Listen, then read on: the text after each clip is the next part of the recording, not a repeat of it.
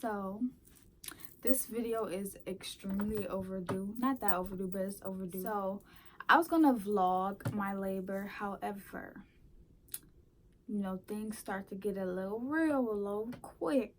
So you don't always think about, oh, let me record me crying over this contraction. No. Like, I started it and all. Like, I started it that morning from when I went to my doctor's appointment. And kind of before I start, like, the pain started kicking in. But once that pain kicked in, I was like, don't talk to me. Don't do nothing. I don't know. Didn't even think about recording anything. But my daughter came. That's so weird saying my daughter. Like, it still hasn't hit me yet. And she's, like, right here chilling. So, I don't know. One day. I got induced. So, I wanted, like, my water to break so I could be, like, dramatic. My water broke, y'all. But things don't always happen the way you want them. Because this labor did not happen the way I wanted it to, first and foremost. So, it was, never the again, ever. She could have tied my tubes while she was in there, but it's not realistic. But it started when I got there. So I had to get like this little pill inserted in my vagina to dilate my cervix. Not dilate, but help soften my cervix because I wasn't dilated at all. So they had to do that. They put that in about every 3 hours until you actually start progressing. And I didn't progress for the first like 6 hours. So they used a balloon. Now the balloon is like, it's about this big. Yeah, it's about that big, and it goes inside your little uterus or whatever. As soon as they put that, hit the fan. Literally. Like, I kept saying, y'all, I have to poop. Like, I think I have to, you know, do a number 2. And the nurses were like, no, it's just the pressure from the baby. Y'all, like, you know when you just don't feel good and something just takes over your entire body? So, I went to the bathroom, and sure enough, I pooped a significant amount. Sorry if you don't want to hear that, but this the stuff they don't tell you. There's like the fine print about labor that nobody tells you. So yeah, then after that, my contractions just were like back to back to back, and they were painful. Don't let nobody lie to you and say they're not. They're bearable, definitely, but they're painful. So I had the balloon in for probably like 2 hours. Then they took it out. But during that 2 hours, that's when I was like, oh, I gotta get an epidural. But so by the time the balloon came out, I probably was at like 7 centimeters. And that's when I got the epidural, because I'm like, I'm not about to sit here and suffer. No. And the epidural process is cool. You don't feel it at all. Like, you would think you'll feel that thing going up your back, but you don't. So, whoop-de-doo. After that, nap time.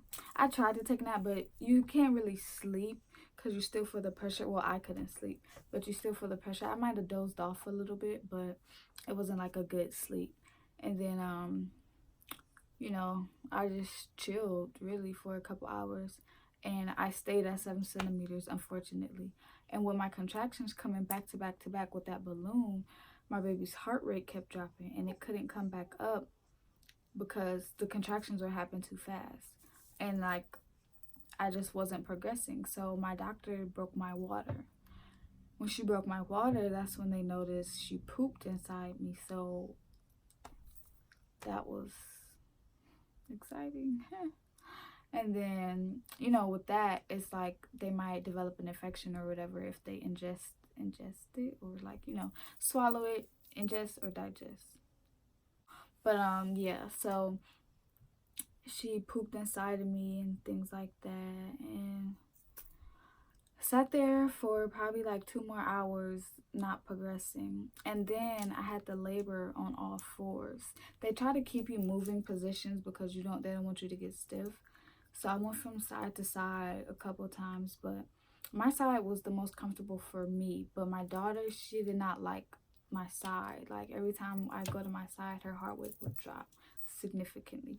So I had to go on all fours, and that is the most annoying labor position ever. If you do not have to go on all fours, don't do it, because you're holding yourself up, like from holding your body weight, but you're literally forcing yourself up. And I hated that spot so much, but my doctor insisted on it because that's the only position that her heart rate would stay stable.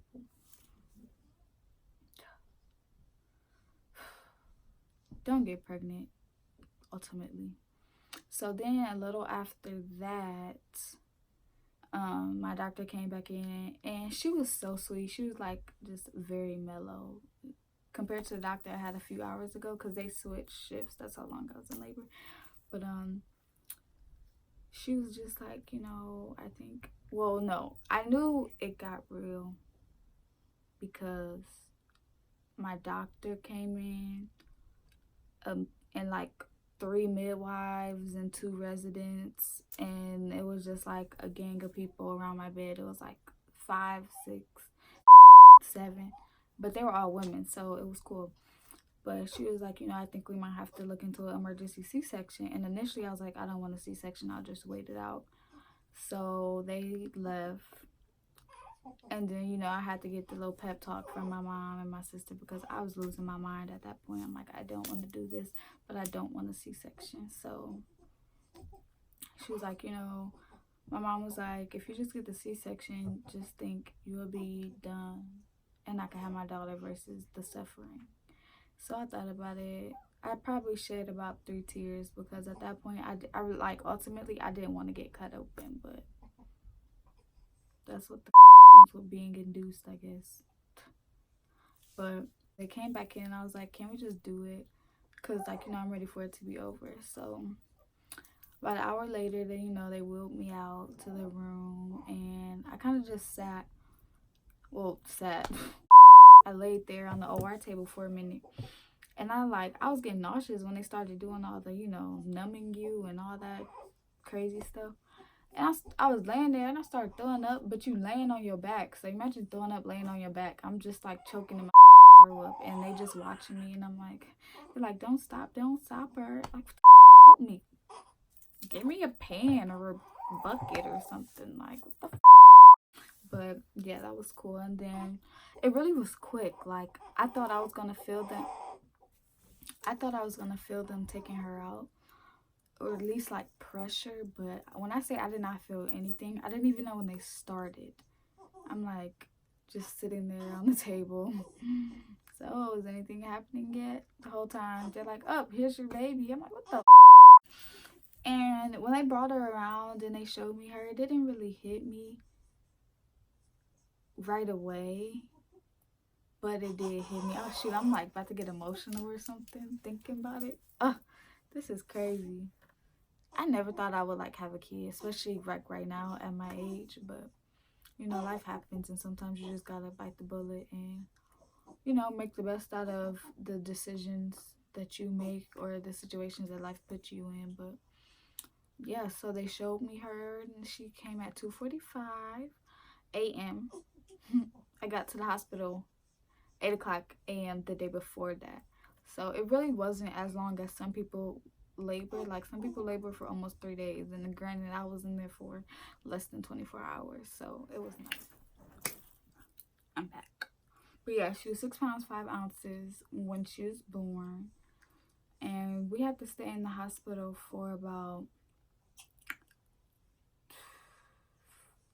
okay, they wanted us to stay in there till Friday, but during the course of those days, I just, I was feeling good, I was progressing, and I'm like, y'all, can I leave today? And they let me go a day early. I left on Thursday instead of Friday. A mother. So that was pretty, wow, I just said a effing man. Oh, my seat. But yeah, I'll probably never have kids again. Just me and my girl. We're gonna rock out. But yeah, And then, like, the crazy thing is, a little after I started, so like I said, I felt fine. Like, when I left the hospital, I was doing really good. And I was walking on my own the same day. And it just was good. So, initially, when you feel better, you start doing more things. That's where I went wrong. I felt fine, but I still should have been sitting down. So I was having a few complications with my C-section scar for a few days, but we back, baby. We's good, okay? If you plan to be induced, just know that there is a risk of having to get a C-section. I mean, you could opt not to, feel free, but just know that is a risk. And another thing they don't tell you, that first bowel movement, good luck. I was on the toilet for an hour and I cried. Like, this is another TMI part, but like, I almost had my mom get my poop out my butt because it was stuck. But yeah, labor is a beautiful thing, pregnancy is a beautiful thing, and birth. So to all my sisters out there going through it or going through it soon, good luck. I wish you a happy and healthy labor.